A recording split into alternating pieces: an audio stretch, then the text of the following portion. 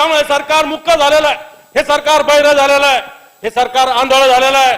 आणि हे सरकार जर मुक्क झालं असेल, बहिरं झाले असेल, आंधळ झाले असेल, या सरकारला धडा शिकवण्याची ताकद निश्चित या शेतकऱ्यामध्ये. तालुका घाटंजी, जिल्हा यवतमाळ, ज्यांनी मिरवणूक काढली ती त्याला 52 रुपये 99 पैसे घरी नेताना दरोडा पडण्याची भीती असल्याने त्यांनी सुरक्षेसाठी सशस्त्र पोलीस बंदोबस्ताची मागणी केली, कारण त्याला 52 रुपये 99 पैसे विमा मिळालाय. सभापती महोदय,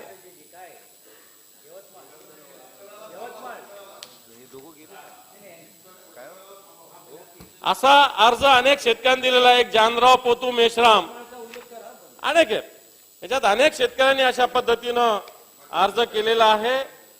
कृषी मंत्री साहेब, आपण काय उत्तर देणार हे मला चांगल्या पद्धतीनं माहिती आहे, परंतु हे सरकार राणा भीमदेवी थाटात आपण पण घोषणा करता, प्रत्यक्षात होत काही नाही. आपण दिवाळी गोड करण्याचं वचन दिलं होतं, आश्वासन दिलं होतं, आणि आपणच सकाळी सांगितलं की अजून एवढं द्यायचं बाकी आहे, तेवढं द्यायचं बाकी आहे. आपणच घोषणा केली होती शेतकऱ्याची दिवाळी गोड होईल.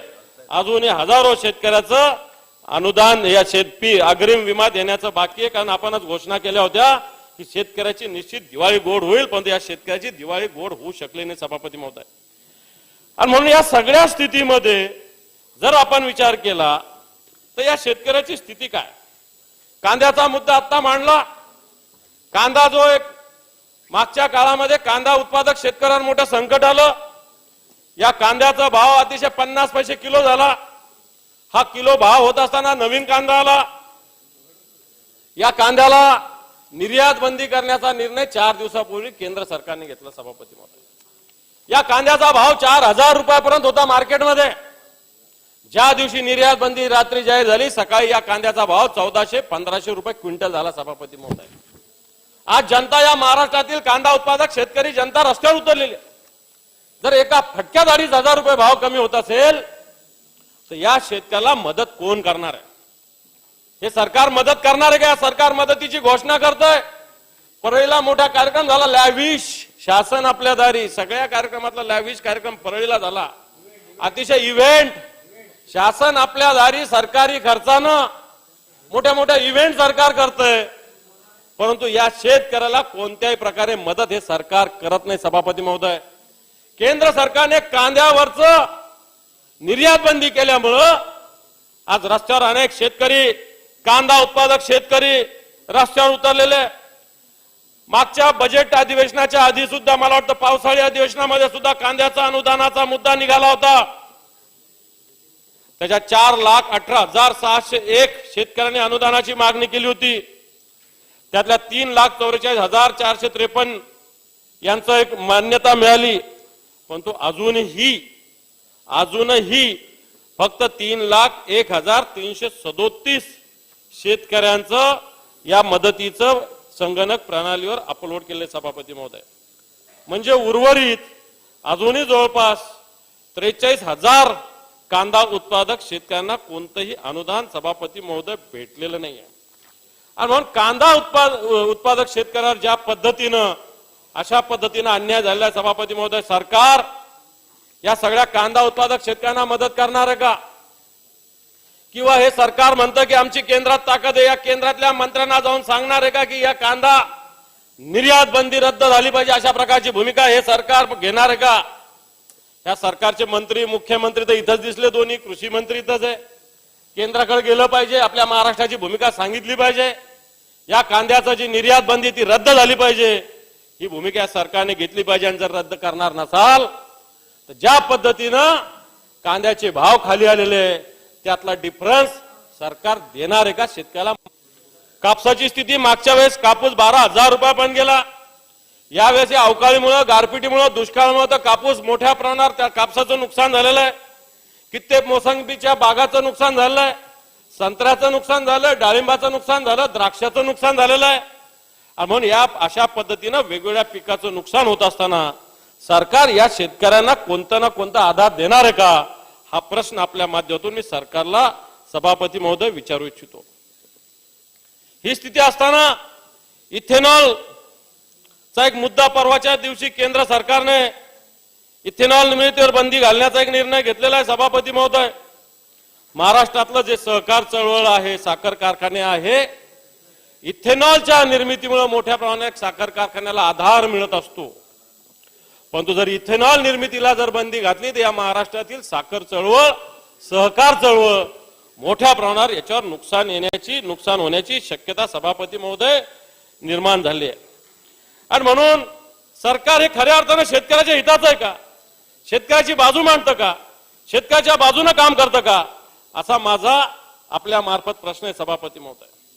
आणि म्हणून हे सरकार शेतकऱ्याच्या व्यथा ऐकत नाही.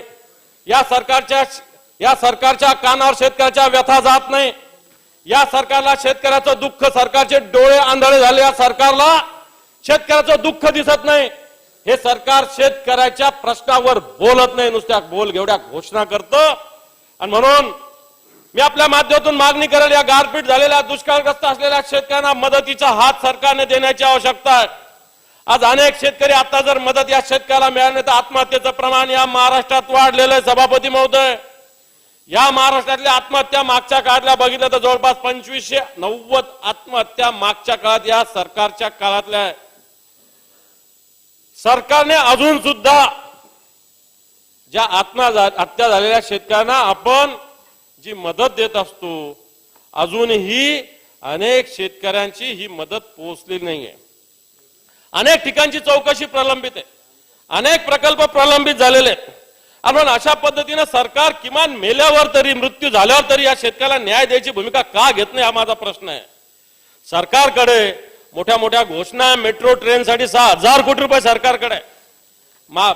शासन आपल्या दारीसाठी 150 कोटी रुपये जाहिरातीवर खर्च करायला सरकारकडे आहे. परंतु मृत्यू झालेल्या या शेतकऱ्यांच्या प्रकरणामध्ये त्यांना द्यायला लाख रुपये सुद्धा या सरकारकडे नाही. अशा प्रकारची स्थिती सभापती महोदय. आणि म्हणून मी आपल्या माध्यमातून या सरकारला आवाहन करेल की आपण शेतकऱ्याच्या विरोधात वागतात. शेतकरी दिवसा ढवळे आत्महत्या करतात. शेतकऱ्याच्या शेतमालाला भाव मिळत नाही. शेतकऱ्याच्या शेतमालाला भाव मिळत नसताना मात्र हे सरकार वेगवेगळ्या पद्धतीने जाहिरातीमध्ये, प्रचार करण्यामध्ये, स्वतःची टिमकी वाजवण्यामध्ये सरकार गुंतलेलं आहे. म्हणून या सरकारने कापूस असेल, कांदा असेल, सोयाबीन असेल, धान असेल, या सगळ्या शेतकऱ्यांना मदतीचं एक पॅकेज देण्याची आवश्यकता आहे. केंद्रातलं सरकार तुमच्या विचाराचं आहे. केंद्रात मोठं बलवान सरकार आहे असं तुम्ही सांगता, परंतु शेतकऱ्याला मदत येत नाही. इतक्या दिवस झाला अतिवृष्टी झाली, दुष्काळ पडला.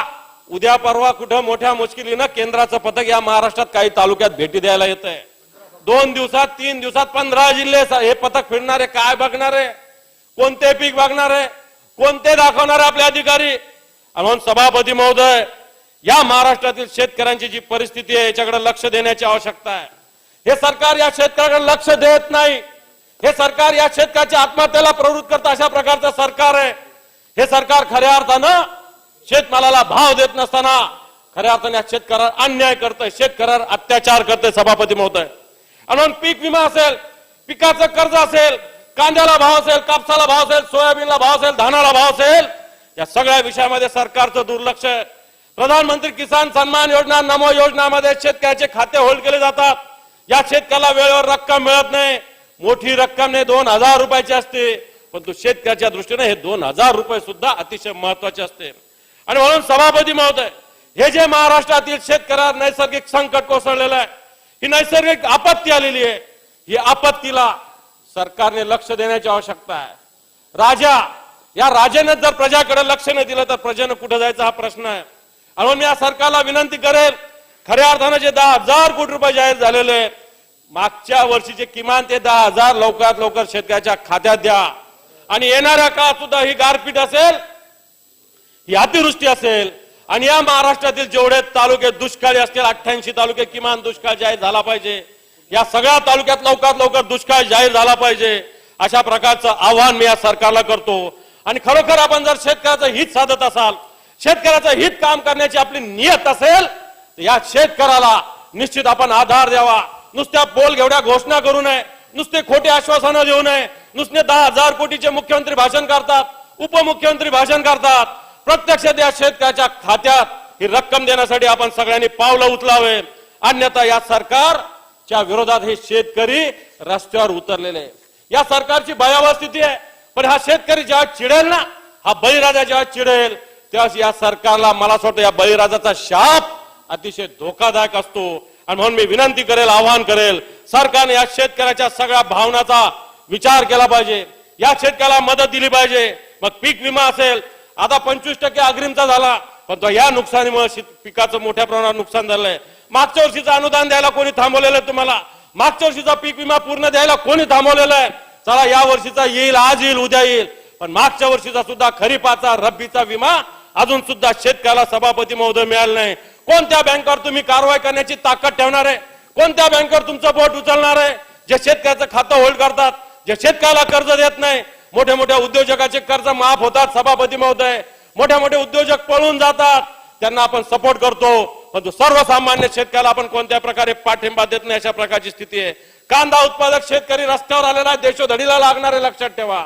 जर या कांदा उत्पादक शेतकऱ्याला न्याय दिला नाही तर मला असं वाटतं निश्चित हा कांदा उत्पादक शेतकरी देशोधडीला लागेल. विदर्भातल्या संत्रा उत्पादक शेतकऱ्याची ही स्थिती आहे. बांगलादेशला त्यांची संत्रा जातो, काय मदत दिली जाते? कोणती मदत या संत्रा उत्पादक शेतकऱ्याला दिली जात नाही. आणि म्हणून सभापती महोदय, या शेतकऱ्याच्या प्रश्नाकडे डोळे झाक हे सरकार करतं. शेतकऱ्याचे प्रश्न सरकार ऐकत नाही, शेतकऱ्याच्या व्यथा हे सरकार बघत नाही, शेतकऱ्याच्या प्रश्नावर हे सरकार बोलत नाही. त्यामुळे सरकार मुक्क झालेलं आहे, हे सरकार बहिरं झालेलं आहे, हे सरकार आंधळ झालेलं आहे.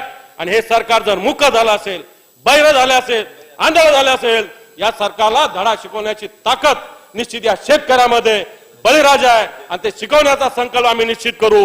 निश्चित या सत्यानं आणवायची मी सूचना मांडलेल्या, या सूचनेचा विचार सरकारने करा अशी विनंती करतो आणि थांबतो. धन्यवाद. जय हिंद, जय महाराष्ट्र. सभापती महोदय. आता